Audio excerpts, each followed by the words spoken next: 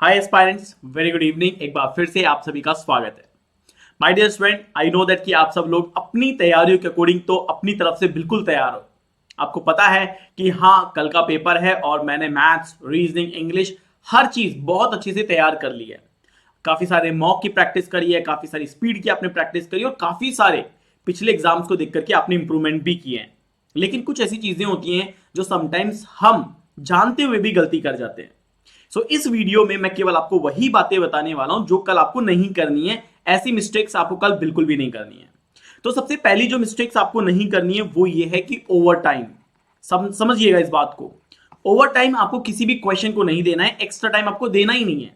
अगर आपको लगता है कि कोई सिलॉक्स का क्वेश्चन है जो कि आपको 30 या 40 सेकंड में कर देना चाहिए, आप कोशिश करेंगे कि उसे 40 सेकंड में ही खत्म करना है।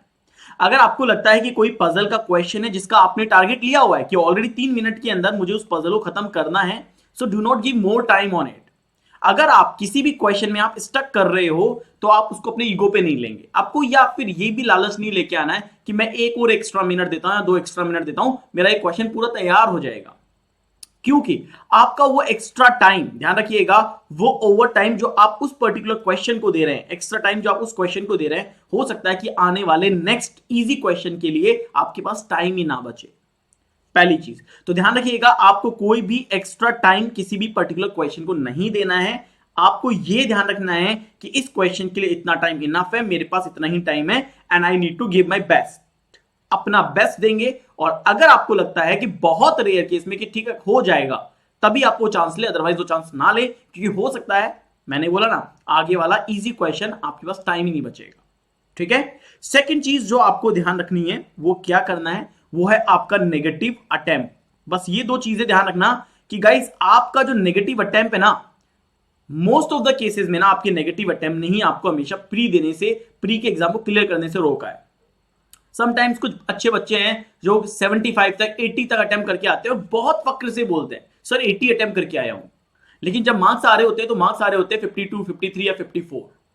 रीजन व्हाट कि आपका नेगेटिव मार्किंग जो है ना, नेगेटिव अटेम्प्ट जो है, वो भले ही आपका उस दिन आपका अटेम्प्ट तो बढ़ा रहा है कि देखो मैंने 80 कर लिए, देखो मैंने 75 कर लिए, लेकिन सिलेक्शन तो रोक देगा वो आपका। राइट। तो आपको ये गलती नहीं करनी है। ठीक है। ये दो चीजें आपको ध्यान रखना है। किसी भी क्वेश्चन को एक्स्ट्रा टाइम नहीं देना है, चाहे वो मैथ्स का हो, रीजनिंग का हो, इंग्लिश का हो। और किसी भी टाइम पर आपको ये नहीं सोचना है मेरे अटेम्प्ट कम हो रहे हैं तो लगाओ अब तुक्का।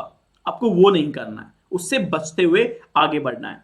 So all the very best future officers. आप सभी को कल होने वाले एग्जाम्स की मेरी तरफ से ढेरों सारी विशेष, ताकि आप कल अपना बेस्ट देके आ सके, आपका काफी अच्छा अटेम्प्ट हो, आपने जितनी मेहनत की हो, आपने जितने भी कॉन्सेप्ट सीखे हो, आपने जितनी भी क्लासेस क्वेश्चंस लगाए हो, अगर उस जैसे सिमिलर क्वेश्चन कल आपको एग्जाम में मिलते हैं, 100% अपना पूरा बेस्ट एफर्ट मारिएगा। किसी भी टाइम पे, किसी भी पॉइंट ऑफ टाइम पे आपको अपने एंड पे ये नहीं सोचना है अब मेरा क्या होगा, ये क्वेश्चन मेरा अटक गया।